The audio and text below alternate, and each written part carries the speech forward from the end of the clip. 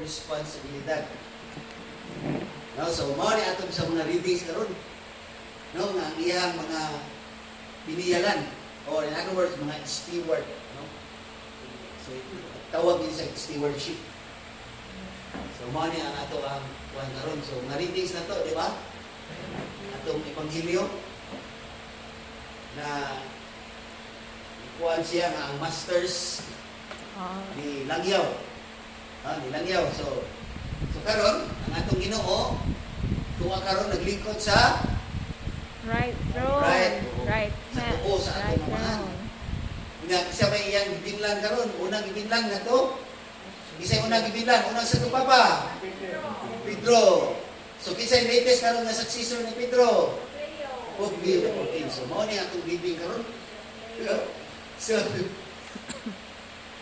ang gibuhat ni Pope Leo XIV, iyang ato sa iyang mga cardinals, mga obispo, niya ang mga obispo na ay mga kaparian, niya mga kaparian, nagkuhan po ng mga lay leaders, niya kita isip mga binunyagan usap, naabot kita niini. No? Kaya mga binunyagan usap ta. So, tawag po ni nato. Kay kabahin man ta sa lawas ni Kristo. No, kabahin mo ta sa lawas ni Kristo. So nakadawat sa ta. Nakadawat sa ta.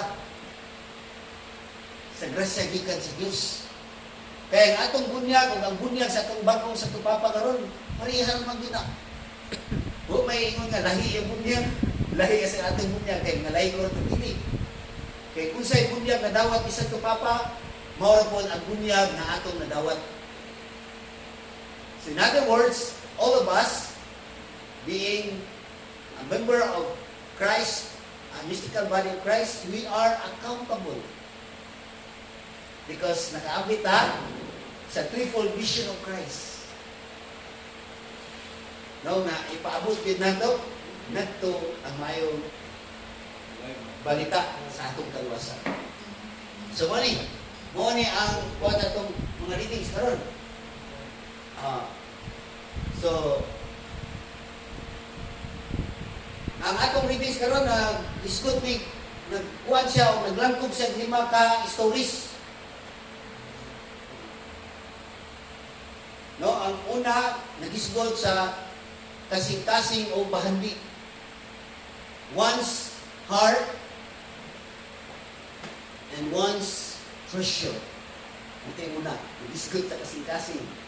Ganin, ingon dito, brother, kung asa ang imo ang kasing-kasing, tuwa sa nangimo bahandi. So, muna ang unang story. Ang ikaduha, nagisgot o magbinantayon, vigilance, while waiting, no, sa pagbalik sa master. Natin tayo gihuwat. So we have to be vigilant. Muna yung ikaduhang istorya. Natin tayo gihuwat. So, kitang tanan, pinilalan na data. Tinamay master din ani. Nga sa akong ingon, hindi kita exempted kay kita, mabinyagan na ta. Example, being a mother, being a father.